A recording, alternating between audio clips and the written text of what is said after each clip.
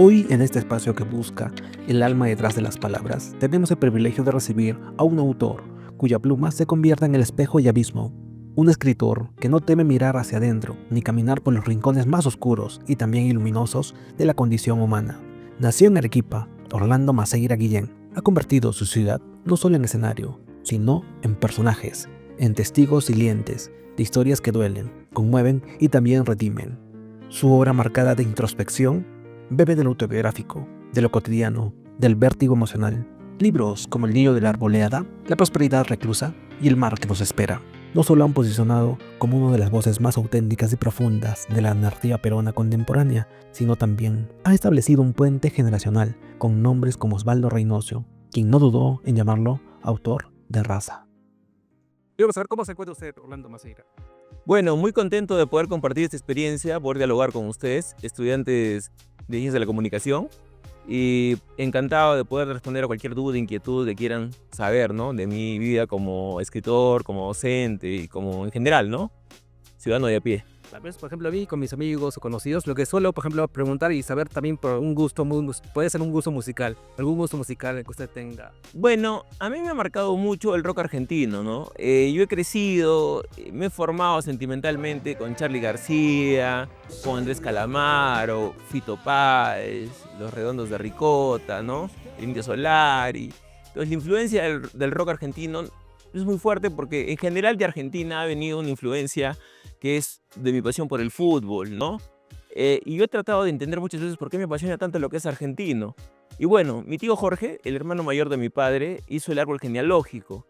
Y mi familia, los Maceira, que estamos hace siglos en Arequipa, vinimos de alguna manera con el Ejército Libertador de Argentina, de la Sierra Argentina, de Salta, ¿no? Entonces mi familia, antes de mi tatarabuelo, vino desde Argentina.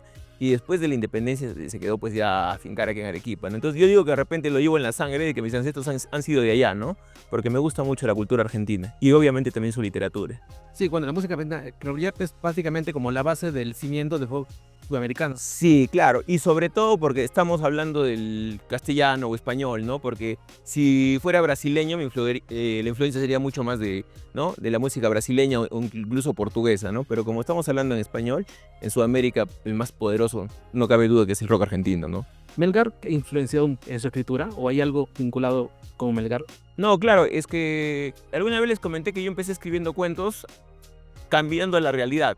Como mi club nunca campeó nada, porque yo nací el año 80 y me llegué a campeonar el 81 cuando yo tenía meses de nacido, yo no pude ver a mi club campeón cuando estaba en el colegio ni en la universidad. Y yo le decía a mi padre, ¿por qué somos hinchas de un equipo que todos en el colegio le dicen equipo chico, equipo media tabla, equipo que nunca campeón? Entonces, yo entendí con mi padre que no se trataba de ganar copas, ¿no? Sino de que uno tenga pasión y que sea algo para toda la vida, la fidelidad a toda costa, ¿no? Entonces, yo escribía cuentos donde Melgar no solamente ganaba el torneo local, sino que incluso ganaba la Copa Libertadores, ¿no? Y soñar es bueno porque a los 34 años se me cumplió, lo vi campeón. Y quién me dice que algún día más adelante, si trabajamos en serio con el equipo, los hinchas, el cuerpo técnico, todos unidos, ¿por qué no podemos arañar algún torneo internacional como fue el 2022 que quedamos semifinalistas de la Sudamericana, ¿no? Entonces, de que se puede, ¿no? El claro ejemplo es un club también, como llaman en Lima, de provincia, como el Cienciano, que ganó la Sudamericana alguna vez, ¿no? En el año 2003. O sea, se puede de todas maneras. En parte de eso. Y porque nosotros vimos en una entrevista que le dieron en el Búho, justo que al inicio el entrevistador hizo un pequeño clip. Sí, claro. Unos párrafos que usted haya escrito y usted estaba muy agradecido, no conmovido. Sí, claro. Es que parte de lo que yo haya renunciado a estudiar Ciencias de la Comunicación como ustedes, que ingresé a San Agustín, me queda ese bichito que seguramente también me hubiera decantado por lo que es lo audiovisual, los reportajes, ¿me entiendes? O hacer cortometrajes que nunca he hecho. Tengo ideas por doquier, historias por doquier, ya libros, casi una decena, pero yo no manejo la edición, la digitalización, las imágenes, ¿no? Entonces, si no, hace tiempo yo hubiera hecho un corto, y quizás hasta un largo, ¿no? Es como un bichito que me queda, y él agarró un fragmento de un cuento mío, le dio un poquito de imagen, y me emocionó mucho, ¿no? Porque yo siempre he querido que el texto salte, ¿no? A veces también me pongo a pensar y adaptar un cuento mío a un pequeño, digamos, una obra teatral, ¿no? Entonces eso a mí me emociona mucho, ¿no? Cuando tú ves que el personaje cobra vida a través de un actor o una actriz, ¿no? Es extraordinario. Entonces un escritor también podría hacer una canción. Si yo supiera tocar la guitarra o el piano, no te quepa la menor duda que hubiera escrito canciones, ¿no? Y seguramente la mayoría de amor, de desamor, romanticismo, si quieres cursi, pero sí, claro. Yo nunca aprendí a tocar la guitarra, mi hermana tocaba la flauta, mi madre tocaba el acordeón, pero yo nunca aprendí a tocar ningún instrumento, ¿no? Si no, hubiera escrito una canción de todas maneras, no te quepa la menor duda. Por ejemplo, pero usted que es también hincha de Melgar, si le dan la oportunidad de decirles que queremos una canción que involucre directamente o que simbolice directamente el club, ¿podría hacerlo? Claro, podría trabajar una letra, pero tendría que ser con un compositor, ¿no? Que sea muy pilas, ¿no? Porque yo no, como te digo, no manejo nada de lo que tiene que ver con la música. Pero en un texto, ¿no? Digamos, escribir un texto para darle musicalidad o que alguien le ponga de alguna manera la banda sonora, sí, sin duda alguna, ¿no? Pero me cuesta mucho escribir sobre Melgar porque el hinchaje por el fútbol el hincha es un tipo ciego, ¿no? No razona. En el fútbol no hay razones si eres hincha. Tu equipo es el mejor del mundo. No, pero si nunca gana nada, no. Para ti tu equipo es el mejor. Entonces, como es fuera de la razón, me cuesta mucho escribir sobre el Melgar, ¿no? Porque es algo muy sensible para mí, ¿no? Entonces, cuando pierde me afecta mucho. Por ejemplo, el domingo me confirmaron a través de las redes sociales que había ganado un concurso de novela en Ayacucho, ¿no? Y estaba muy contento. Entonces dije, la mejor manera de celebrar es en la noche contra el Grau, sabiendo que el partido era difícil. Y al Melgar le empatan faltando 2 minutos sobre la hora, le empate el Grau y me valora el domingo. Entonces, ya hasta el hecho de que haya ganado un premio literario, que para mí es muy importante porque soy escritor obviamente, ya se condiciona. ¿Por qué? Porque el Melgar no ganó, ¿no? Y cuando el Melgar no gana, yo estoy fregado, incómodo, irritable hasta que venga un partido y por fin vuelva a ganar, ¿no? Que ya son 3 partidos que no van en Arequipa. Entonces, mi alegría nunca es plena, como les decía, no existe la felicidad completa porque he ganado un premio con mi primera novela, pero Melgar no gana en Arequipa. Entonces eso es como una espinita que tengo clavada hasta que vuelva a ganar. Interesante. Tomando un poquito el tema sobre la escritura. Sí. Por ejemplo, he tomado como referencia que Gabriel García Márquez, cuando escribía, solía primero poner su mamelucos. Claro. Márquez escribía como un ritual para decir, para anticipar lo que iba directamente a poner en esas palabras. ¿Usted también maneja algún ritual para poder escribir? Digamos de alguna manera, ese conocido ritual de García Márquez de ponerse el mameluco, como se lo pone el mecánico para arreglar el motor de un carro, es porque él de alguna manera dice que el trabajo de escritor no es cualquier cosa, no es que te sientas frente al escritorio o prendes la computadora y simplemente se te empieza a ocurrir una historia y utilizas ciertas palabras, no. Él dice que el trabajo de un escritor es como el de un galeote, ¿no? Como Ben-Hur, ¿no? Que está en las galeras. Como el de un mecánico que tiene que sudar la gota gorda, ¿no? Entonces simbólicamente él dice, yo también trabajo duro como un mecánico, me peleo con las palabras y la jornada tiene que ser pues desgastante, pero a la vez enriquecedora. La recompensa es que terminas un capítulo o un cuento y dices, sí, lo hice, ¿no? Qué bien que lo pude terminar o avanzar este libro de cuentos o esta novela, ¿no? Entonces ese ritual, digamos, también le gustaba poner en el escritorio flores amarillas, por ejemplo, a García Márquez, ¿no? A Vargas Llosa le gusta rodearse de un fetiche que tiene él por los hipopótamos, ¿no? Imágenes de hipopótamos. Yo la verdad que no tengo ninguna, ¿no? En mi escritorio, el de la casa de mis padres, tengo fotografías en el escritorio de muchos escritores que yo admiro, ¿no? Obviamente García Márquez, Vargas Llosa están, los del boom sin duda alguna. Está Mario Benedetti, que es un escritor uruguayo que yo admiro mucho, y sobre todo Juan Carlos Onetti. Entonces tengo imágenes de escritores que, digamos, al verlos yo digo, estos son los que han llegado lejos, estos son los verdaderos artistas. Algún día podría hacer algo un poquito parecido a lo de ellos y todavía es inalcanzable, ¿no? No, pero en realidad no. Pero sí tengo una anécdota sobre esta novelita, mi primera novela, El mar que nos espera. En 2015 yo pude conocer Madrid y obviamente ir al Museo del Prado. Y ahí hay un tríptico, o sea, un cuadro en 3 partes, digamos, del Bosco. Me quedé muy enganchado con ese tríptico y compré una copia que vende muy bonitas allí en el Museo del Prado. Y acá le puse un cuadro muy bonito, lo marqué y lo tengo allí en mi habitación, ¿no? Y siempre lo he mirado, lo he remirado en momentos de alegría, de pena, de felicidad, después de ver un partido de fútbol, después de ver una novela, después de ver una película. Y siempre he pensado que en el cuadro del Bosco, el Jardín de las Delicias, se sintetiza la vida. En un lado parece que está el infierno, en el otro el cielo. Y en el del medio están los dos, que es la vida misma, ¿no? Que tiene de cielo y de infierno a la vez, ¿no? Como esa canción que dice, es mi vida, no es un infierno, tampoco es un Edén, un poquito de las dos. E inspirado en ese cuadro, ¿no? Creo que empecé a escribir esta novelita corta, ¿no? Porque a veces un cuadro te dispara, una canción te dispara, ¿no? Una melodía de Charly García, de Fito Páez o Andrés Calamaro te invita a escribir una historia, ¿no? Y obviamente hay libros y películas que también nos invitan a decir, yo quiero hacer algo similar, pero buscar mi propia voz, ser original, ¿no? Adentrándonos un poquito más a sus personajes, entre de la ficción o lo real, y eso no lo sabemos, pero ¿hay algo vinculado a sus personajes que salgan directamente de su ser? ¿O solamente todo vamos a manejar como una adicción, como una afición? Es que, ¿cómo te lo resumo? La verdadera vida del autor, en este caso yo, está cifrada en mis cuentos y en mis novelas, esta novela. O sea, mi vida está cifrada en mis libros, ¿no?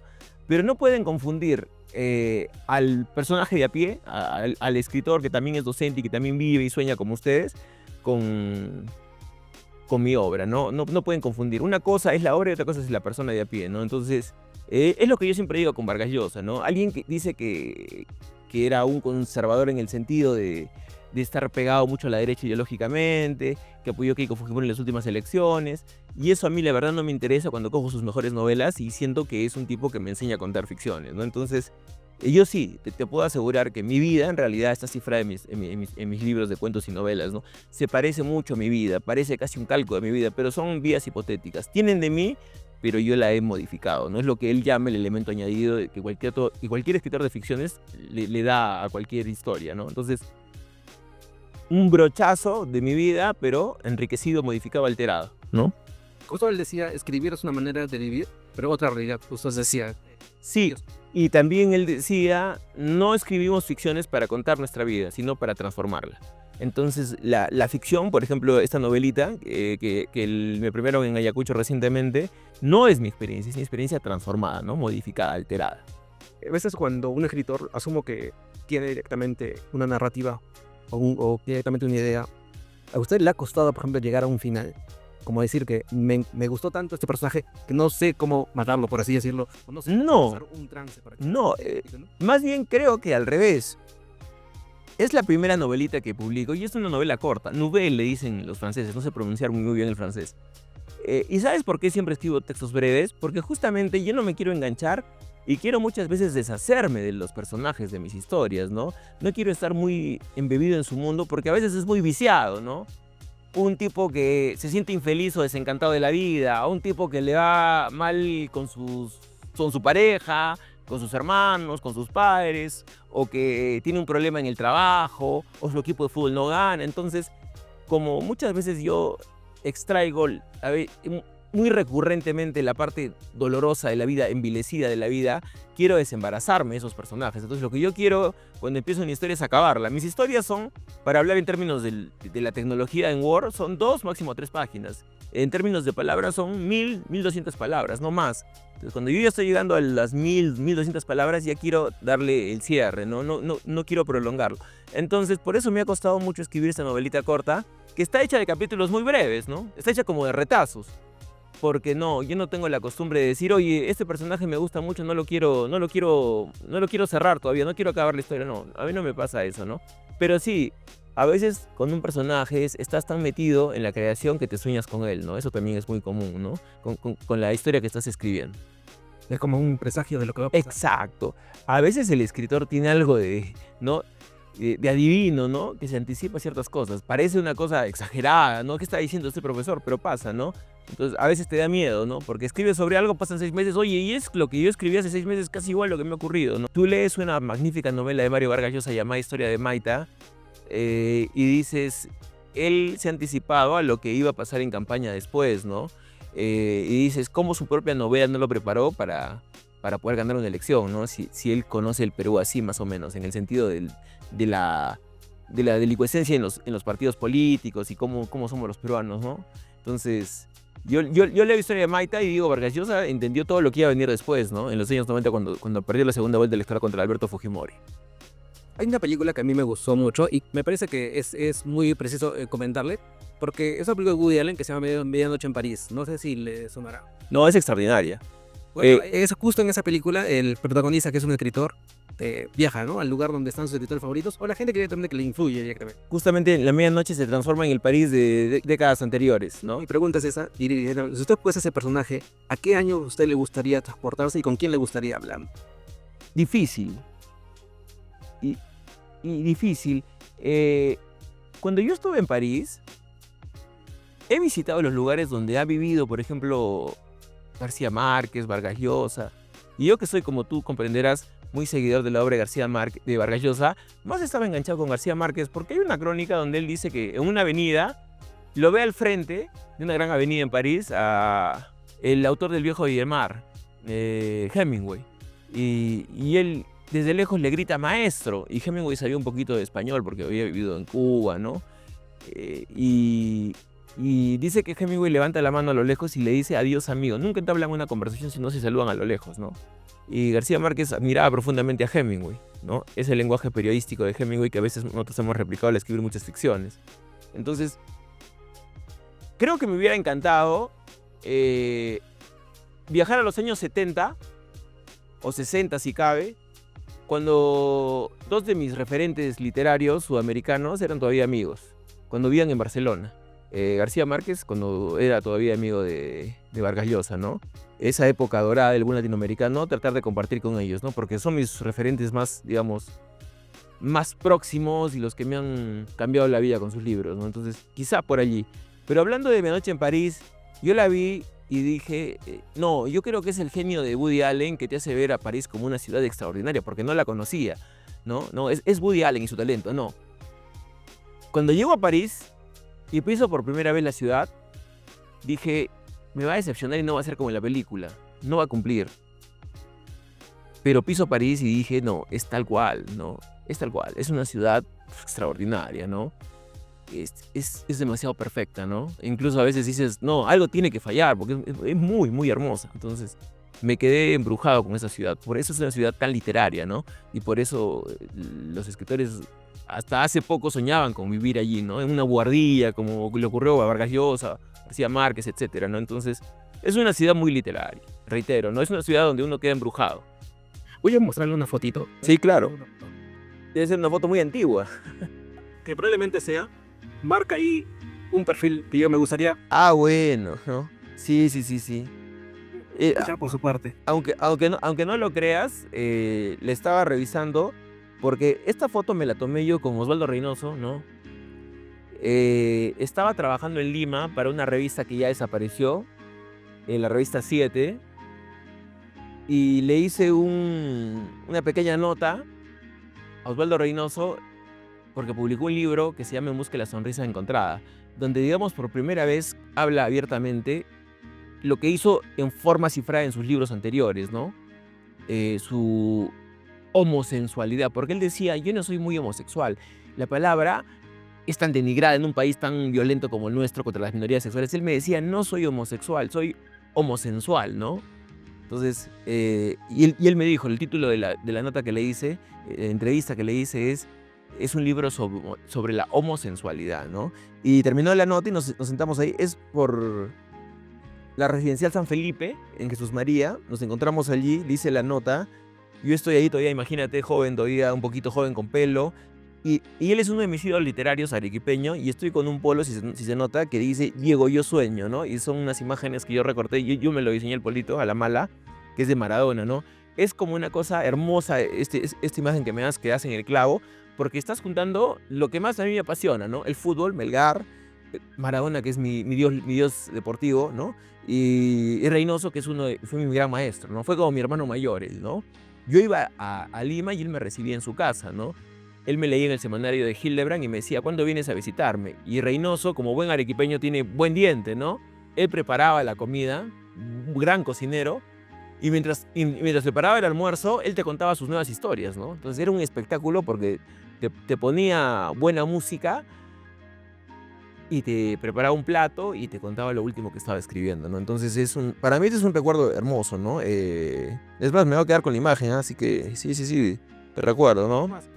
Él dijo una vez en una reseña que usted le dio que usted es un autor de raza. Sí, lo dijo Reynoso y lo dijo también su archirrival hasta esos tiempos, ¿no? Que era Ampuero, eran como el agua y el aceite, ¿no? Se detestaban. Reynoso tilaba a Ampuero de un pitucón, un pituquete miraflorino que escribe sobre temas vacuos, ¿no? Y el otro decía que era un resentido, un marxista, ¿no? Un homosexual y ese tipo de cosas. A veces también lo querían denigrar por ese aspecto a Osvaldo. Entonces, lo gracioso de todo es que ellos no se llevaban muy bien. Creo que se amistaron al final de la vida Reynoso. Pero yo en el curso de comunicación los hago leer a ambos, ¿no? Sí. Entonces trato de juntar a la gente que no se quiere mucho, porque la literatura es patrimonio de todos, ¿no? Y ahí tienen que caber todos, ¿no? Entonces, sí, este es un recuerdo muy bonito, donde yo también cumplí con mi destino. Yo siempre quise ser comunicador, siempre quise ser periodista. Renuncié a eso a pesar de haber ingresado a San Agustín por la presión familiar, pero me fue a Lima a hacer esto, ¿no? Y luego lo he replicado acá, pero en Lima he trabajado esto, ¿no? Haciendo periodismo, en este caso periodismo cultural. Y es una etapa muy, muy bonita de mi vida, ¿no? Es que cuando yo viajo a Lima, que venía de una decepción amorosa de muchos años, y todas las calles y parques, plazas me remitían a mi expareja, yo decía, tengo que salir de Arequipa porque me asfixia mucho. Y Hildebrand me da trabajo en su revista, y cuando Hildebrand me da el carnet de prensa de Hildebrand en sus 13, yo sentí que me estaba graduando, ¿no? Yo dije, el escritor que más admiro es Vargas Llosa, pero el periodismo está por lejos, que me parece el mejor periodista del Perú es Hildebrand, ¿no? No es porque yo sea su colaborador o él me haya dado trabajo, lo digo en serio, ¿no? Entonces, él me estaba dando mi carnet de prensa de Hildebrand en sus 13. Yo dije, me estoy graduando de periodista, ¿no? Con el mejor de todos, ¿no? Y es algo muy emocionante. Pero cuando estás solo, no tienes con quién disfrutarlo, ¿no? Imagínate, la llamo a mi mamá en Arequipa, mamá, acabo de entrar a trabajar a Hildebrand en sus 13. A mi mamá nunca le gustó el periodismo, por eso no estudió periodismo, ¿no? Estás sin pareja, estás solo, no tienes una pareja, una chica, una novia a la que le digas, oye, es un momento muy espectacular para mí. Lo disfrutas, pero nunca es el 100%, ¿no? Esa felicidad plena que digas, ahora sí estoy tocando el cielo, ¿no? Siempre hay algo que te falta, ¿no? Hay una mesa de la pata que está cojeando, pero es parte de la vida. Pero ahí también pueden hacer las inspiraciones, ¿no? Por supuesto, ¿no? Para mí esa fue mi ceremonia de graduación como periodista, ¿no? Y en Lima pues he lateado, he hecho periodismo, he caminado a la ciudad, ¿no? O sea, yo me acuerdo que estábamos celebrando una victoria de Perú en Uruguay que era improbable, una goleada peruana, celebrando con mis amigos del colegio, que también muchos están en Lima, y decían, bueno, ¿cómo te vas a abrazar? Yo dije, a pie nomás. Sí, pero no vayas por la avenida Arequipa porque ahí están los ladrones, las prostitutas, el peligro. La avenida Arequipa de noche es muy peligrosa. Y el escritor les dice, por ahí tengo que ir porque ese es el peligro, ¿no? Como les contaba a ustedes, el viaje de promoción en el colegio de La Salle, el profesor Pedro Baldos, que en paz descanse, nos decía, paseen por el centro, por la Plaza de Armas, por acá, pero no vayan por procuradores. ¿Y por qué no por procuradores? Porque ahí están las drogas, están las prostitutas, está el peligro. Todo menos procuradores. Cuando el profesor se va, todos dijimos, vamos a procuradores. Entonces uno, cuando le dices hay peligro, sobre todo si eres escritor, no es un consejo o receta, pero el escritor por su propia naturaleza y el vitalista como yo es temerario, ¿no? Entonces, si no hubiera sido temerario, no hubiera escrito muchas de mis historias, pero también, no te quepa la menor duda que también he corrido muchos riesgos, ¿no? Creo que está en la vena de un cazador de historias, ¿no? Es parte de, creo. Y quisiera hablar un poquito sobre Carlos Rivera. Él justo dijo algo sobre el infierno. Dijo el infierno interior. Claro, él me puede leer a raíz de un amigo de mi padre, Juan Carlos Valdivia Cano. Es un filósofo y abogado, que fue contemporáneo, estudió con mi padre en la Católica de Santa María, Derecho. Imagínate, él ha terminado siendo más amigo mío que de mi padre. A pesar que mi padre fundó con él los estudios peruanistas, que mi papá era muy seguidor de Víctor Andrés Belaúnde, así como yo lo soy de Vargas Llosa, ¿no? Entonces, mis primeros textos, yo gané un concurso universitario cuando estaba terminando, estudié Ingeniería de Sistemas en Lambayeque. Cuando nadie me paraba pelota en Arequipa porque era totalmente desconocido y no estaba metido en el mundillo literario, él me hizo una notita muy elogiosa que salió en la revista El Búho, que todavía se publicaba en físico, ¿no? Y él ha presentado mis libros, la reedición de La Prosperidad Reclusa, y él a un sinnúmero de sus estudiantes y amigos, cronistas, poetas, narradores, periodistas, cuando van a su casa, iban mucho a su casa de La Chabela, que era un lugar espectacular, ¿no? Les decía, ¿han leído a Maceira? Y él les prestaba mis libros, ¿no? Entonces yo a raíz de eso he podido conocer a gente del grupo cultural de Derecho de la UNSA Contra Natura, que fundó una revista que marcó época para mí en lo que es la Facultad de Derecho de la UNSA. He conocido a Carlos Rivera, que lo conozco a raíz de que Juan Carlos Valdivia le hace conocer mis libros. Entonces hay gente con la que estoy muy agradecido que sin ser mis amigos del alma, han compartido mis libros, ¿no? Es como que yo leo un libro tuyo y me gusta tanto que empiezo a hablar de ti en mis clases, ¿no? ¿Me entiendes? Acabo de leer un libro y hablo de él y lo comparto y lo voy difundiendo. Ha difundido mis libritos en Tacna, donde él también va a enseñar y tiene a su hijo, si no me equivoco. Y con cualquier escritor o gente que lo visita, recomienda mis libros. Por eso, si me permites, estoy muy agradecido. Más que con Carlos Rivera, que también, ¿no? Ha sido mi editor de algunos libros, con Juan Carlos Valdivia Cano, que le permitió a él conocer mis libros, ¿no? Me parece que es una gentileza, en realidad. Sí, pero es debido a que él encuentra algo en mis historias que de repente no encuentra en otros, ¿no? Modestamente lo digo, ¿no? Porque, ¿qué te digo? Yo en la escena literaria arequipeña, limeña, que la conozco un poquito, bastante de cerca, y peruana en general, encuentro mucha impostura, ¿no? Yo no soy intelectual, no me quiero comparar, ¿no? García Márquez tampoco lo era, ¿no? Por eso se ponía el mameluco y se ponía a escribir.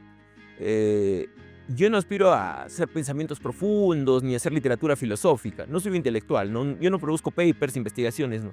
Yo soy un escritor salvaje, ¿no? Que devora lo que encuentra, ¿no? Un día se topa con Onetti, con El Pozo, La vida breve y se mete en ese mundo. Otro día está leyendo a José Donoso y se mete, ¿no? O los diarios de Onetti a través de su hija, Pilar Donoso. Entonces yo absorbo todo lo que consumo, sea en la literatura, en la música, en el cine, en la televisión, en Netflix, en el fútbol, etcétera, ¿listo? Pero encuentro mucha pose. Entonces, yo hablo de la autenticidad no porque eres autobiográfico, que es fácil ser autobiográfico, sino en hablar de verdad lo que te revuelve las tripas, ¿no? Entonces, yo en eso soy totalmente auténtico. Entonces, a mí, por ejemplo, Luis Artán Castañeda, cuando gana el premio, me pone un comentario que es una línea, pero dice mucho. Un escritor de verdad. En el Perú hay muchos escritores de mentiras, ¿no? Que incluso pueden estudiar una maestría, un doctorado en la PUC, en San Marcos o en el extranjero, ¿no? Pero son de mentiras porque son más pose que de verdad algo que te nace, ¿me entienden? Entonces, la pasión no se puede fingir, ¿no? Yo no te puedo obligar a ti a que seas hincha del Melgar si no te nace. Es como lo que decía Sabater en el texto que les pasé en el salón, ¿no? Él dice, por más que fuera creyente, dice Sabater, Dios no me podría obligar a amarle, porque amar se hace porque alguien sabes que es vulnerable y que es efímero, que se va a acabar, como nuestros padres, nuestra pareja. Entonces, yo igual, hay muchos escritores que salen en grandes editoriales y salen en todas las librerías que no son escritores de verdad, son escritores de mentira, ¿no? O sea, en el peor de los sentidos. Para mí, escritores de verdad son, pues, obviamente, por ejemplo, un escritor arequipeño que no tiene mucho espacio, Alex Rivera de los Ríos, ¿no? O, obviamente, de los archiconocidos, un Vargas Llosa, ¿no? Pero no, me encuentro con mucho escritor que es más pose, ¿no? Que es más, quiero aparecer en las grandes editoriales, que de verdad la pasión por esto, ¿no? Que es una cosa que te absorbe, te consume, a pesar de que no te da ningún rédito económico, a muchos de nosotros no nos da para vivir, ¿no? Muchas gracias, profesor.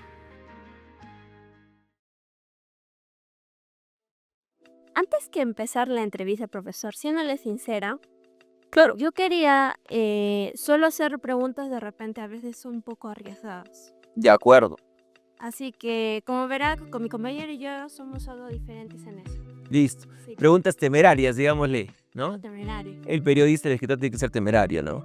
Así que, si yo hago algunas preguntas que de repente son un poco crudas, yo realmente es porque me apasiona poderle preguntarle a una persona tan interesante como usted. Sí, por supuesto. Y yo lo considero muy interesante porque incluso en el salón dicen, oye, ¿sabes qué? El profesor Maceira ya va a llegar y todos siéntense. O sea, entonces le tienen cierto respeto. Ojo que es un respeto muy diferente a los demás profesores que hemos conocido. Sí, entiendo que hay el respeto, incluso algunos me tienen miedo, pero ustedes también entienden que cuando abordamos a los autores no hay ningún tabú, ningún temor de hablar, ¿no? Hemos hablado en la última semana del aborto y les recomendé a Nier No, una novela muy fuerte que habla del acontecimiento. No es que esté embarazada, sino que ella va a abortar y que narrar este aborto va a ser un acontecimiento. Imagínate qué fuerte, ¿no? Entonces, para mí no hay temas tabú. Igual no debería haber preguntas tabú, ¿no es cierto? Incluso en el taller nos comenta de que para ser escritor no hay que tener miedo. No, de ninguna manera. Y- Como lo entiendo yo, no puede ser temor. Y es que en el inicio no entendía bien, si lo sincero no entendía bien, pero con el paso del tiempo me di cuenta y he visto algunas lecturas de mis compañeros incluso que le dan ese, por ejemplo de Freddy se recordará, de que describió eso del sexo y todo. Yo le pedí porque me dijo y me parecía interesante que pues le dijera sí. Entonces le fui y leí toda su lectura y completamente me quedé totalmente abierta. Entonces, a base de que estamos hablando de libros, conociendo a usted que de repente es un poco más, por así decirlo, quisquilloso para leer libros, creo yo. No tanto, yo trato de leer de todo, pero bueno. Pero hay ciertos estándares que tiene como escritor y como lector. Podría ser, ¿no? Pero yo cuando conozco un nuevo escritor lo animo a seguir haciéndolo. No soy de los que se quieren hacer de inquisidores y decirte no tienes talento. No, yo los animo siempre. Yo no soy el que te disuade. Nunca lo voy a hacer. Claro. Entonces, ¿ha llegado de repente algún libro que le haya sorprendido o que esté leyendo últimamente? De los últimos que he leído, te podría decir que he releído el libro País de Jauja de Edgardo Rivera Martínez, que es un narrador extraordinario, también de origen arequipeño su familia, él es jaujino. De los que me han marcado mucho, ¿qué te pasó? ¿No? Justamente lo pongo como epígrafe en mi última novela, pero no es de un escritor, es de un, digamos, neurocientífico, un psiquiatra. Bruce Perry se llama, si no me equivoco, porque como te digo, no es un literato, ¿no? Bruce Perry, ¿no? El libro se llama ¿Qué te pasó? Y me lo envió mi hermana Karen, ¿no? Porque ella está muy metida en esto, lo que es la sanación, ¿no? Digamos, lo que arrastramos de una suerte de maldiciones transgeneracionales. A veces tenemos miedos, pavores, que dices, ¿dónde se origina mi miedo a tal cosa, no? Por ejemplo, el personaje de mi última novela tiene miedo al agua, porque nunca aprendió a nadar. Y en eso se parece a mí, porque yo nunca aprendí a nadar, ¿no? Entonces, el fragmento que yo elegí es muy esclarecedor, ¿no? Sobre lo que arrastramos, no solamente de tus padres, abuelos, bisabuelos, tatarabuelos, de tus ancestros, que tú ni siquiera vas a poder conocer buscando en el árbol genealógico, ¿no? No puedes llegar hasta allí. Dice, tus propias experiencias y los ecos de las experiencias de tus antepasados, ¿no? Aquellos hace siglos, ¿no? Te precedieron, influyen en tu forma de pensar, en tu forma de sentir y de comportarte. Determinan en gran medida tu salud, o sea, tus antepasados. Tú me dices, pero ya están muertos. No, no están muertos, no están muertos. Y ser conscientes de ello nos puede ayudar a recordar que todo lo que hagamos ahora tendrá un eco en el futuro. Todo lo que tú hagas, bueno o malo, va a repercutir en tus hijos, nietos, bisnietos, etc. En toda tu descendencia, ¿listo? Nuestras acciones importan. Estamos influyendo con todos nuestros actos en las futuras generaciones. Si sabemos esto, estamos yendo con el cuidado que deberíamos, entonces todo eso repercute, ¿no? Todo eso repercute. Entonces, si tú quieres tener una progenie, tienes que ponerte a pensar en todo lo que vas a hacer, porque eso va a repercutir, ¿no? Hasta está en la Biblia, ¿no? Claro. Justamente esa fue una de nuestras preguntas. Era de que usted, ¿cuál es su mayor miedo? Estamos hablando del miedo y me dicen, ¿no? Del agua, incluso. Sí, claro. ¿Por qué? ¿Qué otro miedo también tiene? No, yo pasé por una experiencia muy traumática cuando me inscribí en una academia de natación. El entrenador era bastante salvaje, era de los que te lanzaban a la piscina y ya agencias de las, ¿no? Porque, por ejemplo, tú lanzas al perrito y el perrito por su propio instinto sale, ¿no? Entonces, igual como un animalito te lanza y yo quedé traumado porque no podía salir, casi me ahogo, ¿no? Entonces, esa experiencia me chocó mucho y los traumas, tú dices, ¡ay, qué horrible lo que me pasó! Pero no hay experiencia mala para el escritor. Alguna vez escribí sobre ese trauma que arrastro y que nunca aprendí a nadar, ¿no? Entonces, fácil es decir, pero profe, yo le enseño a nadar, sí, claro, pero si no tengo este trauma, no voy a escribir nunca sobre él. O sea, es paradójico, pero necesito de mis traumas para poder escribir, porque si todo está sanado, ya no hay escritura, ¿no? Claro, y lo interesante es que hace rato también mencionó de que usted ha vivido experiencias, tanto para escribir, tanto para expresarse. Entonces, ¿usted ha tenido de repente una experiencia más fuerte que recuerdo hasta ahora? Experiencias fuertes. A ver, cuando era niño, tenía algo llamado el pequeño mal. No podía estar mucho tiempo de pie porque me venían vaídos. Entonces, los lunes en el colegio de La Salle había charlas que eran de hermanos, me acuerdo del hermano Benito, ¿no? O un tipo infumable que era el profesor Pacheco, que hablaban de consejos, religión, de normas, de cómo ser un buen católico, ¿no? Y te tenían parado. El sol arequipeño siempre ha sido muy fuerte. Éramos niños de primaria, media hora, 40 minutos el lunes, en vez de estar en clases escuchando la misma monserga de siempre, ¿no? Aburridísimas. Para mí el profesor Pacheco era infumable, ¿no? Entonces uno se cansaba y si yo no tomaba asiento, no me sentaba en el suelo, me desmayaba, ¿no? Entonces tenía un pequeño problema que se llamaba el pequeño mal. Entonces mi mamá a raíz de esto me sobreprotegió demasiado, ¿no?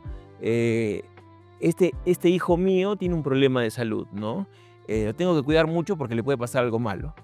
Eso tiene sus pros y sus contras. Los pros, no me exigía ser el primero como mis hermanas mayores o mi hermano, que siempre estaban en los primeros lugares. Mis hermanas siempre eran excelencia. Mi hermano también ha estado en el top 10 de su promoción de la Salle. Yo no. Esto, digamos, me alivianó un poquito esa mochila pasada de una madre que siempre quería 19, 20 y lo demás era mediocridad. Entonces, tenía este problema que me marcaba mucho porque me daba miedo, ¿no? Entonces, cada vez que me sentía un poquito mal, ¿dónde está mi mamá? Y generó en mí un apego muy fuerte hacia mi madre. Entonces, para mí lo que se llama el destete ha sido bien complicado. Les contaba antes de la entrevista que yo ya estoy conviviendo 2 años con mi novia, ¿no? Y siempre, no es solamente en mi caso, pero lo recurrente, ¿no? Extraño la sopita de mi mamá, ¿no? Este plato mi mamá lo hacía de otra manera, ¿no? Entonces siempre, cuando no hay salida, cuando me siento solo, cuando siento que la vida no tiene sentido, siempre estoy buscando a mi mamá, ¿no? Que es como mi tabla de salvación. Pero mi madre ya está mayor y también está con los achaques de la vejez, ¿no? Y también me afecta mucho en la medida de decir cómo va a ser mi vida sin mi madre, ¿no? Que es una cosa que uno se pone a pensar, y el escritor con mayor razón, es decir, cómo lidiar con lo que uno no quisiera vivir, pero que tenemos que vivir porque es parte, ¿no? De la naturaleza, o digamos de lo biológico, ¿no? El padre no quiere enterrar a los hijos, el hijo es el que tiene que enterrar al padre, pero yo no quisiera que ocurra, ¿no? Nunca, ¿no? Como cualquiera, ¿no? Pero es parte de, ¿no? Entonces, ese es un trauma que me marcó mucho en la infancia. El hogar rígido, con un padre que era militar y que quería que todo sea extremadamente hosco, ¿no? Por ejemplo, teníamos que almorzar 1:30, ¿no? Eso, en un sentido de verlo, de la puntualidad que a mí me gusta, bacán, sí, pero el problema es que no podíamos contar chistes, sonreír o hablar de otra cosa porque había que comer y estar callados, ¿no? Entonces, eso me parece muy exagerado, ¿no? Y algún alumno me dijo, profe, pero usted también es rígido. Sí, claro, pero lo que pasa es que estamos en unos tiempos de la generación de cristal. Si tú no eres rígido en el horario, no eres rígido en el control de que no utilicen celulares, se van al otro extremo, ¿me entiendes? Entonces, uno tiene que estar en un tira y afloja, entendiendo que ustedes son cachimbos. Y si al cachimbo no le marcas la cancha desde el primer semestre, ya en el tercer semestre, cuarto semestre, ya no se puede, ¿no? Entonces hay que marcar la cancha desde que son cachimbos, ¿no? Y en eso uno no puede rechazar los genes, ¿no? Mi abuelo, que ha sido docente universitario en San Agustín, fue fundador con el padre Morris de la Universidad Católica de Santa María, alguna vez les comenté de él, era muy rígido.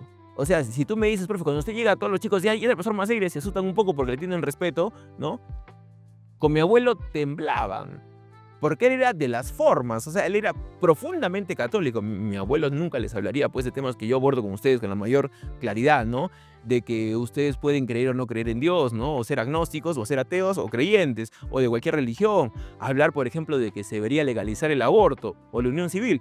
Mi abuelo jamás abordaría esos temas porque él era un católico conservador de la vieja escuela arequipeña, ¿no? O sea, ¿qué les puedo contar, no? Mi abuelo era parte de los Caballeros de Colón, una organización católica que trataba de combatir la masonería.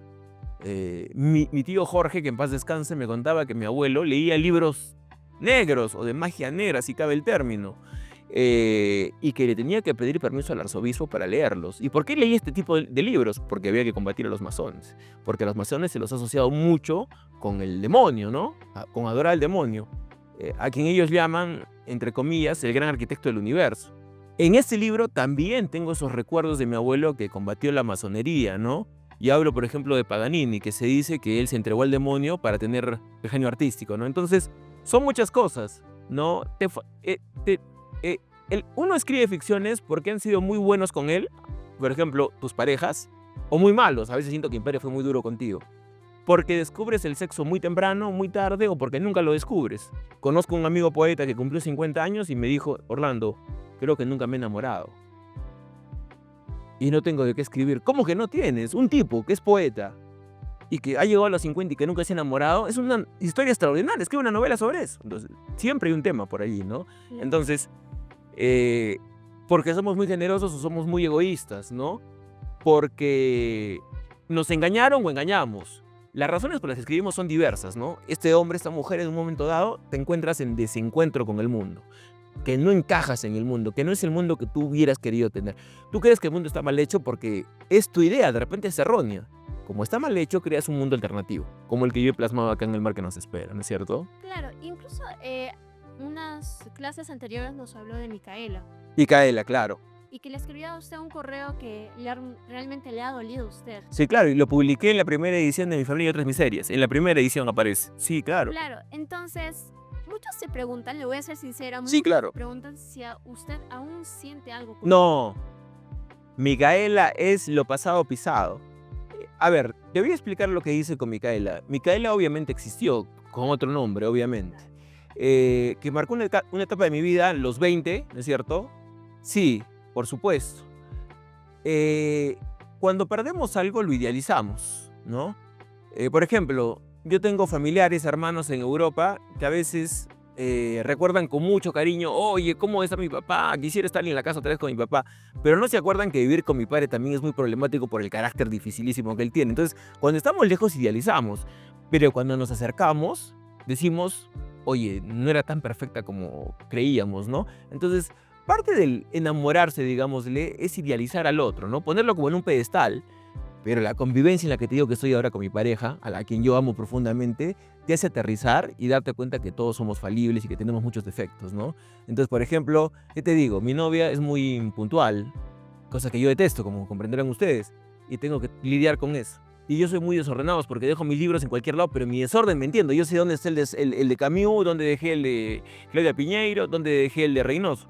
Entonces, es un tira y afloja y entender que no somos perfectos. Entonces, idealicé un personaje que yo he creado que no existe en el mundo real, tiene un punto de partida pero no de llegada, que es Micaela. Micaela es como una musa y a veces antimusa, así cabe la contradicción. Ya está acabada, ya está agotada. Por ejemplo, en esta novela no existe ningún personaje que tenga que ver con Micaela, ¿no? Entonces las historias ya están agotadas, ¿no? No. Pero yo creo que he necesitado de encontrar el amor, ¿no? El amor de verdad, el amor que te lleva a decir quiero vivir contigo para siempre, quiero construir un hogar. Y hablando de los miedos otra vez, que me quedé allí un poquito porque los escritores nos vamos por las ramas a veces, el miedo de que cuando tengo un hijo, repetir los errores de mi padre, por ejemplo, ¿no? Entonces, mi padre me hizo cosas muy buenas, por supuesto, nunca me faltó un pan, me dio una buena educación, yo estoy muy agradecido. Del colegio de La Salle tengo grandes maestras, como el hermano Lucho Bejarano, como mi profesor Vero Torres, que enseña ahora en la Universidad de La Salle, fue mi profesor en La Salle de literatura. Me dio una gran educación. Él no sabía dar afecto, pero leyendo a Bruce Perry me doy cuenta de que seguramente a él tampoco le enseñaron a amar, porque él perdió a su madre recién nacido, ¿no? Entonces, Claro. entonces yo, por ejemplo, sueño con tener mi hogar, sí, por supuesto, pero a veces también temo mucho decir, ¿y si comete los mismos errores de mi padre? Eso es lo que yo no quiero. No creo que nadie quiere, ¿no? Todo lo que vemos mal en nuestros padres no queremos replicarlo, pero a veces, sin darnos cuenta, lo copiamos. Y eso es lo que hay que evitar. Claro, pero por así decirlo, su profesor ha sido como una musa para usted, para su... Claro, por ejemplo, en Mi Familia y Otras Miserias, un personaje que tiene que estar ahí es Micaela. Claro. Pero en lo que produzco ahora ya no. O sea, ya es algo pasado. O sea, ya es un personaje agotado. Es una creación que me ha servido de mucho en varios libros, pero que ya en este momento lo veo a la distancia como cuando tú dices, ya fue ya, ¿no? Es como que tú ahora eres cachimba y dices, todavía me acuerdo del colegio, pero sé que el colegio ya fue ya. No voy a volver al cole, ¿no? Igual, ya no voy a volver a esa juventud loca, agitada, donde creía que eso era el amor y no era el amor, ¿no? Entonces, me marcó mucho, por supuesto. En muchos de mis libros, sin duda alguna. Y no voy a renegar yo de ninguno de mis libros, ni de mis historias. Pero ya pasó. Ya no es. Listo, entonces, profesor, dejando a Micaela de lado, Sí, claro. el personaje, hablemos más de su padre. Hemos visto que de repente su padre ha sido gran parte de inspiración de sus libros. Un demonio en mis historias, ¿no? Un demonio literario, un fuerte. Pero para una historia se necesita un protagonista y un antagonista, por así decirlo. Sí, claro. Entonces, ¿usted cree que si su padre hubiera sido de repente más amoroso, de repente más atento con sus hijos, usted no hubiera llegado a ser el autor que actualmente es? Sin duda alguna, ¿no? No te quepa la menor duda. Suscribo a todo lo que dices. Me acuerdo que David Fuenquinos, un escritor francés, escribió un libro llamado Lennon, porque uno de sus ídolos musicales, quizá el mayor seguramente, era obviamente John Lennon. Entonces, él se mete en la piel de Lennon, como les digo a ustedes, ¿no? Cuando escribimos historias nos metemos en pieles ajenas. Se metió en la piel de John Lennon como si él fuera John Lennon yendo al psicoanalista. Tú vas al psicoanalista y le abres tu corazón, ¿no? Tu mente, tu corazón, todo lo que tienes adentro. Y botas todo. Lo feo, lo bueno y lo malo, todo. ¿Listo? Entonces él habla en primera persona como si fuera John Lennon. Y en esta novela dice: creo que mi vida se ha ido en demostrarles a los demás que valgo la pena. O quizá demostrarle a alguien que valgo la pena. A mi padre, ¿no? Que nos dejó. John Lennon fue un niño abandonado. Fue hijo de padres separados. Entonces, en una parte del personaje que era Fuenquinos, Lennon dice: quizá mis padres no se hubieran separado. Y si no hubiera pasado esto, yo hubiera sido un niño feliz. Y en consecuencia, no sería un cantante. Ni hubiera creado estas geniales composiciones. Seguramente sería un dentista, ¿no? Justamente estamos hablando, es que en uno de sus libros sale de que usted estudia ingeniería. Sí, por supuesto. ¿Por qué estudia ingeniería si usted se nota que vive y muere por lo que es la escritura? Le dije a mi madre: quiero ser periodista, y mi madre se rió en mi cara, me dijo que esa era una profesión para muertos de hambre y que no me iba a pagar ninguna universidad privada para estudiar ciencias de la comunicación.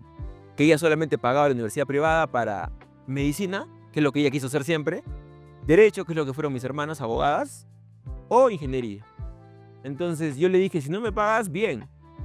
Rebelde, yo ya tenía mis rebeldías. Postulo a la UNSA y no hay problema. Me metí en el CEPRUNSA, que era feroz porque era los sábados, mañana y tarde, domingos mañana, te quedabas sin fin de semana, pero ingresé. Y ingresé en los primeros lugares porque yo quería ser periodista. Y mi familia, mi madre y mi hermana me presionaron para postular a la Católica a Ingeniería de Sistemas.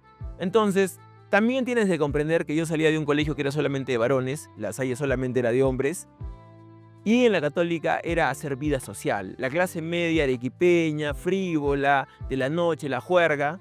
Y con mi grupo de amigos, que éramos una mayoría, éramos 16 compañeros de promoción del colegio que estábamos en Ingeniería de Sistemas porque era la carrera del momento, ¿no? Lo que iba a tener mayor demanda. Entonces yo me enganché con esa vida social que no había tenido en el colegio porque justamente yo no salía a fiestas ni nada porque mi padre era muy rígido y yo ya era mayor de edad. Entonces ahora decía: tengo mi DNI, soy libre y hago lo que me da la gana. Entonces me quedé enganchado en la frivolidad galopante que había en la clase media arequipeña, que estudia la mayoría en la Católica. Y dejé de lado la UNSA, pero también porque la UNSA en el año 98 era un caos. Yo salía corriendo de la Cato, llegaba en combi a la UNSA y no había profesores, había huelga, nunca había clases. Entonces dije: ¿para qué me esfuerzo tanto yendo y viniendo si al final nunca hago clases acá, ¿no? Entonces entiendo que la UNSA ha mejorado y qué bueno, ¿no? Excelente, enhorabuena por eso, pero en mis tiempos era bien complicado porque nunca hacían clases. Entonces me quedé en la Católica. Hay un personaje de Zabalita que se pregunta en qué momento se había jodido el Perú. En realidad la pregunta es: ¿en qué momento también me he jodido yo?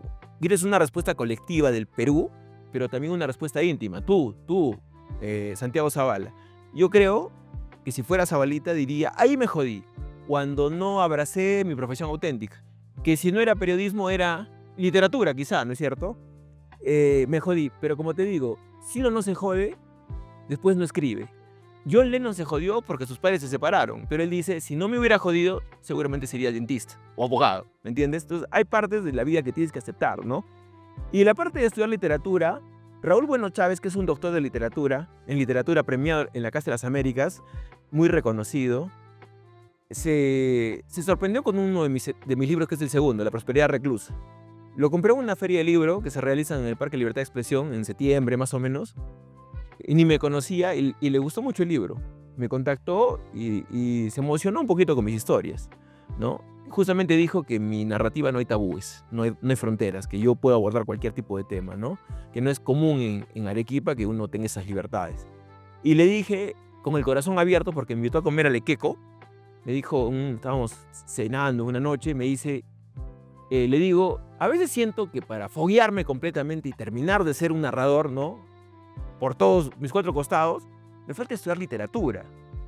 Y el doctor Raúl Bueno Chávez me miró con mucha, digamos, severidad y me dijo: Orlando, tú no debes estudiar literatura, porque allí te van a llegar de teoría y de todo un andamiaje de cómo se hace la narratología, cómo se escriben las historias, el análisis de una novela, que a ti no te interesa porque tu estilo es muy espontáneo. Tú eres muy natural, te nace contar historias. si tú estudias literatura, lo que van a hacer es matarte con tanta teoría. Entonces me lo dijo un experto, ¿ah? No un tipo trasnochado que nunca entró a la universidad, no, un tipo académico. Un académico me dijo, tu estilo es tan natural que si vas a una escuela de literatura te van a matar al narrador que tienes dentro. Entonces yo ahí dije, no, le hago caso, ¿no? Y por eso yo estoy alejado del mundo, digamos, de la literatura, ¿no? En ese mundo yo no encajo. Y también me ven como soy como una suerte de apestado porque dicen, ¿no? ¿Qué saca un ingeniero, no? ¿Qué saca un ingeniero en el mundo de las letras, no? Me pasa a veces, ¿no? No siempre, pero a veces. Y es curioso, profesor, de que nos diga de repente todo esto, porque usted ha conocido varios ídolos, grandes escritores. ¿Cómo es que lo ha podido hacer? Por ejemplo, a Oswaldo Reynoso. Gané un concurso literario, les comentaba, cuando estaba terminando Ingeniería de Sistemas, un concurso nacional de cuento convocado por la Universidad Pedro Ruiz Gallo de Lambayeque. Para mí fue como un reto. Si no lo gano, puede ser que no lo gane, pero al menos tendré una mención honrosa. Si me gano una mención honrosa, yo digo, puedo pelearla, puedo lucharla y puedo cumplir con mi sueño de ser escritor. Pero si ni siquiera me ponen una mención honrosa, quiere decir que no tengo ni siquiera un poquito de talento. Entonces me olvido para siempre esta tontería de querer ser escritor. En silencio, yo solito, ¿no? Cavilando todo lo que te digo y escribiendo furiosamente en una Pentium 3 que ustedes ni siquiera sabrán cómo es. Eso que el archivito lo guardabas en un disquete, ¿no? Eran cuentos largos, de 25 a 50 páginas. Escribí uno que se llamaba Todo comenzó en la universidad. Y esperé un mes y medio, no salían los resultados, dije, no he ganado, me sentí muy triste. Y después me llegó un correo del doctor Néstor Tenorio Requejo, todavía me acuerdo su nombre, que me informa que quedé co-ganador porque empaté con un estudiante también de la Universidad de Piura, que se apellidaba Pizarro, si no me equivoco, que también es escritor. Entonces era un premio como de 10.000 soles más o menos y los teníamos que repartir. Pero para mí era pues extraordinario porque había quedado en el primer lugar empatado, ¿no? Pero la mayor recompensa fue que yo no llegué a la ceremonia de premiación porque estamos hablando del mes de febrero y en Arequipa tú sabes que en febrero se cierra el cielo y a veces no salen los aviones. El año 2003-2004 es igual que ahora. 20 años y seguimos así, como en las cavernas, ¿no? No salen los aviones por el clima. Llegué 2 días tarde, no pude estar en la ceremonia de premiación, pero él me dijo, pero si quieres contáctate con los jurados. Y le digo, ¿quiénes han sido los jurados? Óscar Colchado, que es un gran narrador, autor de Rosa Cuchillo, y me dice, ¿y tu paisano? ¿Cuál paisano? Oswaldo Reynoso. Entonces yo me quedé, dije, ese es el verdadero premio. El verdadero premio es que mi primer cuentito lo ha leído Oswaldo Reynoso, un escritor que yo admiro y que es obviamente también de mi ciudad, ¿no? Entonces, y él me dijo, si quieres te doy su dirección, por supuesto, me dio su dirección y yo le escribí una carta. Apenas llegué a Arequipa, le escribo una carta a Oswaldo Reynoso pensando que como la mayoría de escritores no me va a responder, porque la mayoría no te responde, ¿no? Tienen tiempo son muy exquisitos en el cuidado de su tiempo, ¿no? Y él me responde. No me responde. Le puse al final mi nombre, mi firma y le dejé mi número. Y un sábado, fin de semana, estoy echado en la cama, seguro esperando un partido de fútbol o algo que ver por la tele, y mi papá me llama y me dice, Orlando, ya por teléfono, ¿quién está molestando? El doctor, me dijo, porque él siempre se presenta. El doctor Oswaldo Reynoso. Miércoles, casi me desbarranco, ¿no? Casi me desbarranco.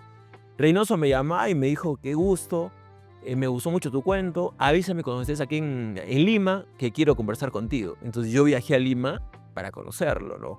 Y desde ahí establecimos una amistad que ha roto las barreras del tiempo, ¿no? Yo a veces cuando hablo de él me olvido de que está muerto, porque en sus libros lo siento más vivo que nunca, ¿no? Entonces Oswaldo me marcó, ¿no? Me marcó a tal punto, y no exagero porque lo sabe la gente que es cercana a él y sus editores, sus últimos libros él me los pasaba a mí antes de publicarlos y me pedía a mí, que no soy experto en el tema, Orlando, ayúdame a corregirlos. Me pasaba el borrador impreso en letras grandes, interlineado doble, y me decía, léelo y corrígelo y dime qué te parece. Y yo muchas veces le he ido a corregir, a cambiar ciertos términos, algunas erratas. Imagínate, a Oswaldo Reynoso, que era mi maestro, ¿no? Lo que él hizo conmigo con mi primer libro de cuentos, que me dijo, este libro está mal, este cuento está mal, corrige eso, todo eso. Yo le ayudé a hacer lo mismo, lo repliqué en sus últimos textos. Modestamente, con todos mis defectos, he sido parte de la creación artística de sus libros, ¿no? Y además, Arequipa Lámpara Incandescente, el último libro que él publica en vida, me dice que el título lo pone por mí, ¿no? Porque yo le dije que su creación artística era incandescente, era incombustible, ¿no? Y él me dijo, el título me lo has sugerido tú sin querer, o sea, el título del libro se lo puse yo, ¿no? A Oswaldo Reynoso, no estoy fingiendo. Y por eso está dedicado a Ruan, a Jessica, que es una escritora y también, digamos, potente, responsable de fomentar la cultura de la lectura en Lima, y a mí. Ese libro, el último que publicó en vida, me lo dedicó también a mí, ¿no? Entonces para mí es una una alegría inmensa la que me dio él con este tipo de gestos, ¿no? Que nunca se olvidan. Un honor completamente. Sí, Claro. Justo en clases anteriores también nos comentó de que incluso iban a bares a vivir la experiencia. Sí, claro, sí. Llegar a esa experiencia de encontrarte con tu ídolo debió de ser fantástico, inolvidable para ustedes. Sí, él decía que si uno se dedicaba a la bohemia, a la vida nocturna y a la farra, a la juerga, no iba a poder escribir. Entonces él decía, ojo, yo me tomo un recreo entre escritura y escritura, el libro que termino, y para mí ir al bar a tomarme mis chelas y amanecerme es parte de mi recreo. Pero si lo hiciera todos los días o todos los fines de semana, no publicaría libros, ¿no? Entonces, no confundan la vida intensa que él proponía, ¿no? Hay que vivir intensamente para escribir, con el solamente parar viviendo en excesos, porque no va a quedar tiempo para escribir, ¿no? Entonces, a veces, y es parte de la juventud, se nos va la mano en querer vivir intensamente, que vivimos en el exceso, en el desvarío, en la noche, en la farra, en la juerga, y dices, oye, ¿dónde está la parte más importante, ¿no? Que es escribir. Entonces, hay gente que se llama escritor o escritora y nunca escribe, ¿no? O nunca publica. Entonces, ¿cómo te puedes llamar así, no? Entonces, a veces es un poco guachafo que uno se autodenomina escritor. Te tienen que llamar los demás escritor, ¿no? Porque te han leído. Y incluso hablando un poco más del lado de escritor, como usted, sabemos que las heridas dicen que cuando hablas de ellas y lloras es porque aún te duele. Y claro, usted lo ha escrito demasiado en sus libros, lo ha escrito, nos menciona incluso en clases. Entonces, ha llegado un punto en donde ya no le duele y en donde ese dolor que de repente antes sentía se ha convertido en más lectores. El turco Pamuk decía que escribir consiste en mirar nuestras heridas interiores, ¿no? Las heridas, digamos, del espíritu. A veces uno busca la sanación, pero a veces lo que uno logra es reabrir las heridas, ¿no? Es bien compleja la escritura. A veces uno lo hace con fines terapéuticos y ayuda mucho, pero hay heridas que a veces tú sientes que no terminan de cerrar, ¿no? Me ha ayudado, sí. Yo no sugiero que funcione para todos, ¿ah? Para mí muchas veces la escritura tiene una forma de catarsis, ¿no? Ajustar cuentas con alguien o con un momento de mi vida, ¿no? No todos escriben como yo. A no todos les sugiero muchas veces escribir en caliente, ¿no? Ganado por la ira, por la rabia, por el deseo de revancha, ¿no? Hay gente que quiere reposar, contar hasta 100 antes de empezar a escribir, ¿no? Yo a veces escribo desde el calor, ¿no? Funciona como no funciona, ¿no? El resultado tiene que verlo el lector, no uno mismo. Cuando uno termina un relato dice, está muy bien, pero tienes que darte cuenta que tú también eres tu primer lector. Y como primer lector tienes que ser muy exigente, ¿no? Claro. Pero, ¿y ha llegado a un punto en donde hay algo que no ha podido escribirlo? ¿Hay algo que no ha podido plasmarlo en las páginas? Me ha costado mucho escribir esta primera novelita, ¿no? Y por eso los capítulos de la novela son tan cortos. Porque yo siempre escribo historias breves. Entonces he estado juntando capítulos breves poco a poco, ¿no? Y rescatando historias juveniles. Ritos de paso, como cuando terminas el colegio y vas tu primera vez con los amigos a la playa a vivir excesos y a consumir sustancias prohibidas y a ver qué pasa, ¿no? Entonces es un mundo que tiene que ver con lo que yo he escrito antes, pero a la vez tiene que ver mucho con lo fantástico y con el horror, si quieres, el espanto.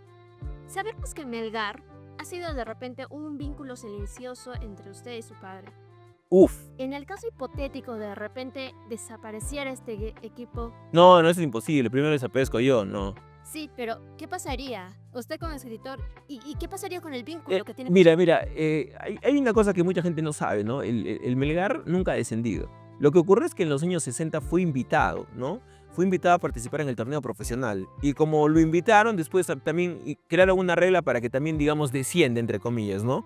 Pero cuando el Melgar gana la Copa Perú en el año 71, con Pachato Márquez, uno de los grandes ídolos del club Melgar gana el 71 de la Copa Perú, nunca descendió desde que la ganó. Desde que Melgar se ganó por mérito propio un lugar en el fútbol profesional, ¿listo? Entonces, el Melgar podría descender, cosa que yo estoy convencido que no lo va a hacer nunca desde que ganamos la Copa Perú, pero que podría pasar, siempre pueden pasar cosas horribles, ¿no? Podría descender Melgar, sí, pero Melgar no va a desaparecer, ¿no? Primero desaparezco yo. Entonces, eso sí, por ejemplo, yo te decía, ¿no? No me niego a aceptar un mundo donde el Melgar desaparezca. Esa pregunta te la puedo responder, pero me niego a aceptarla en el sentido, no podría entender un mundo sin el Melgar porque el Melgar es mi equipo, ¿no? Entonces, vivir sin equipo es como vivir como sin mi equipo, ¿no?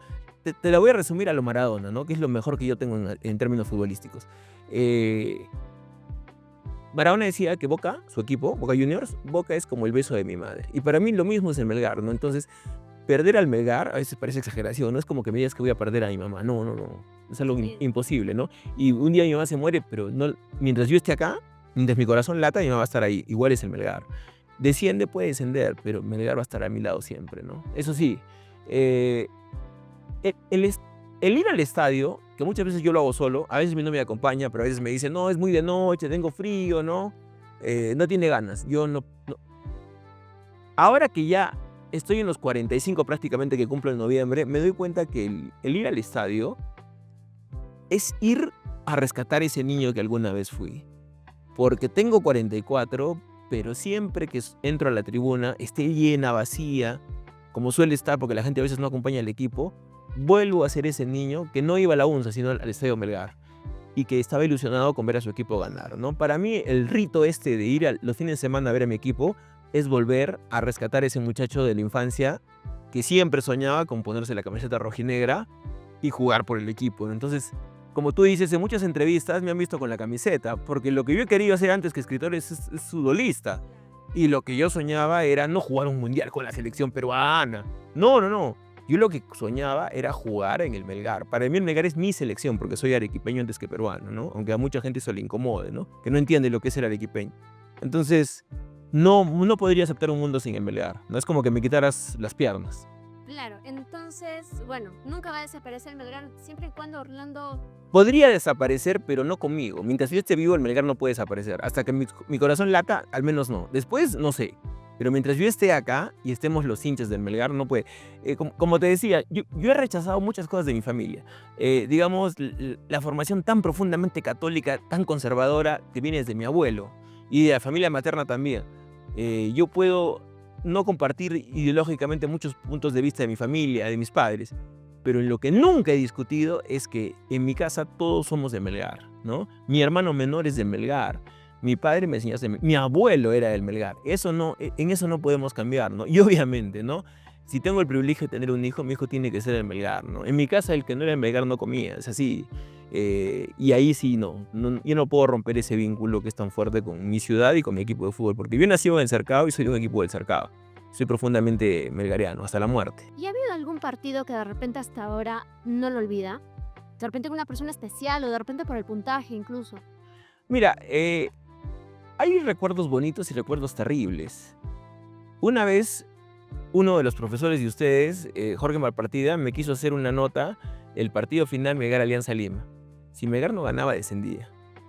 Y yo sentí que él quería hacerme la crónica para verme llorar y decir cómo desciende un equipo de fútbol, porque él se acercaba y al fútbol no lo conocía muy bien. Y yo dije, no puedo permitir que haga una nota sobre esto, ¿no? Si hace una nota es con Melgar salvando la categoría. Y el Melgar le volteó el partido a la Alianza Lima, ¿no? Me acuerdo que nos entrenaba justamente Wilmar Valencia, que es de Camaná, pero es hincha de Alianza Lima. Y él nos salvó de descender, ¿no? Del descenso. Terrible. Fue un partido muy difícil porque arrancamos perdiendo y ya dije, vamos a descender. Fui con uno de mis amigos del alma, mi amigo Albert Torres, que es también de La Salle. Y obviamente la campaña del 2015 se marcó con fuego, ¿no? Cuando empatamos acá y teníamos que ir a ganarle al Garcilaso en Cusco, era tan difícil. Acá había un evento cultural muy importante que es el Hey Festival, donde llegaban escritores de todas partes del mundo. Yo dije, ¿qué me interesa el Hey Festival, no? Agarré un bus así, a la mala, mi mochila, salí de noche, golpe de 10, 11 de la noche y a las 5 de la mañana ya estaba en el Cusco. Y vi la semifinal que le ganamos a Garcilaso en el Cusco y clasificamos a la final contra Sporting Cristal, ¿no? Fue un año hasta a veces pienso que fue el mejor año de mi vida, ¿no? El año 2015, ¿no? Que salimos campeones nacionales. Entonces, hay jornadas malísimas, por supuesto. Y me he exonerado de algunas porque a veces tú dices, ha sido el azar. Me acuerdo de un partido domingo, 3:30 de la tarde, Melgar Universitario, ¿no? A mí particularmente me gustaba ganarle a la U porque la mayoría de mi promoción eran hinchas de la U, ¿no? Los más matones, los más atorrantes, ¿no? Y ese tiempo tapaba Coladera Rodríguez, era un arquero malísimo, por eso le pudieron ese apelativo de la Coladera Rodríguez. Yo digo, no, Melgar va a ganar. Y en esos tiempos en el estadio Melgar, que es muy pequeño como tú sabrás, había mucho carrusel, sobre todo para esos partidos. ¿Qué es carrusel? Que tú le das un sencillo al de la puerta al boletero y te hace pasar sin entrada. Entonces yo llegué un poquito tarde al estadio, faltando 15, 20 minutos, y ya, cuando ya estoy a a 2, 3 personas de pasar la puerta, el control de boletería, cierran la puerta súbitamente y dicen, ya no hay entrada, estamos full, no cabe un alma. Pero tengo mi entrada, ¿quién me va a devolver? Fuimos a boletería a pedir que nos devuelva. El estadio estaba copado porque hubo carrusel, se había metido gente sin entrada. Yo estaba renegando, irritadísimo, pero ya me dijeron, la policía la ha cerrado, no va a entrar ni Dios, no va a entrar ni el Papa.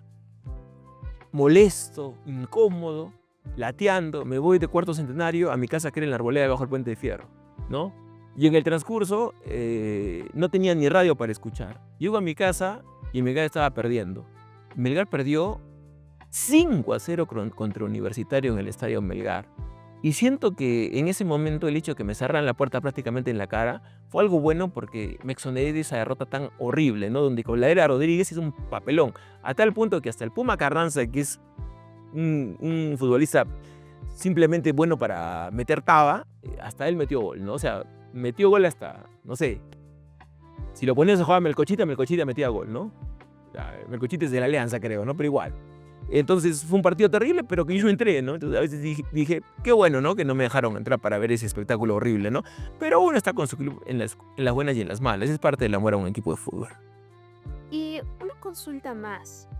Nosotros nos preguntábamos, siéndole sincera, yo me preguntaba de que de repente si usted pudiera ver a su padre ahora, en sus últimos minutos de vida, ¿usted qué le podría llegar a decir a él? No, no es que lo veo en los últimos minutos de vida, sino que lo veo recurrentemente. A mi padre que lo amo, ¿no? Y que le estoy agradecido, ¿no? La literatura sí permite la sanación en muchos sentidos. Yo con mi padre ahora me llevo muy bien, ¿no? Tampoco podemos estar muy cerca porque, ¿no? Claro. Dos tipos con un carácter muy fuerte puedes producir dinamita, ¡boom! Todo explota. Pero a mi padre le digo, le puedo decir tranquilamente sin mentir, papá te amo, ¿no? Y estoy agradecido contigo, ¿no? Y ahora que yo también intento tener mi hogar, que estoy conviviendo, valoro muchas cosas que tú me has dado y entiendo muchas cosas que yo no entendía antes, ¿no? No existe una escuela que enseñe a vivir. Me encanta cómo la cantan Mercedes Sosa con Charly García. No existe una escuela que enseñe a vivir, ¿no? Tampoco una escuela que enseñe a ser padre. No es sencillo. Mi padre se ha equivocado mucho, pero ¿qué padre no se equivoca, no? Entonces, no. A mi padre y a mi madre, ¿no? Sobre todo a mi madre, decirles que los amo, lo digo sin ningún rubor y sin ningún pudor, porque es cierto, ¿no? Y que estoy agradecido con ambos, porque si no fuera por ellos, no estaría conversando contigo. La vida es un regalo que me ha dado Dios, si acaso existe, y mis padres, ¿no? A ellos me debo, y mientras respire, mientras sueñe, es gracias a mi papá y a mi mamá, ¿no? Que pusieron un poquito de ellos, de su amor, para traerme al mundo. Y si usted pudiera de repente viajar al pasado, al Orlando de 15 años, ¿usted qué le diría? ¿Qué le aconsejaría? Al Orlando de 15 años le diría, no tengas tanto miedo porque todo va a salir bien, ¿no? Siempre recuerdo a Sabater, que escribió un libro para su hijo, Ética para Amador. Dijo, tanto adoctrinamiento religioso que reciben los chicos en la secundaria, ¿no? Donde el curso de ética es como una prolongación del curso de religión. Dice, yo tengo que escribir un libro para mi hijo explicándole lo que es la ética. Y Sabater la resume en vivir bien, pero vivir bien no por encima del otro o pasando al otro, sino vivir bien con el otro, siendo humano, tratar humanamente al prójimo, ¿no? Entonces, Sabater dice, cuando dudes y tengas miedo, confía en ti. Y es lo que yo le diría al Orlando muchachito, ¿no? A ese niño inseguro, inestable, temeroso. No tengas miedo porque todo va a salir bien, ¿no? Y al fin y al cabo vas a cumplir con tu destino, ¿no? Con tu destino de escritor, ¿no? Entonces, de alguna manera, una pasión que sigo teniendo por el fútbol y que nunca va a acabar. Nunca he sido futbolista profesional, sí, no lo he sido. Siempre lo he soñado y me sigo soñando con eso. Pero ese niño también en un momento quiso ser escritor y eso sí lo soy, ¿no? Entonces la promesa sí ha sido cumplida, ¿no? Entonces le diría que no se rinda, que siga dando la contra y que luche por sus sueños, ¿no? Como lo hago yo cada día. Claro. Listo, profesor. No, gracias a ustedes. Eso es todo. La verdad que ha sido un gran honor en poder No, entrevistar. el honor ha sido mío porque la verdad me han preguntado de todo y me parece que me han hecho muy buena entrevista, ¿no? Les agradezco mucho.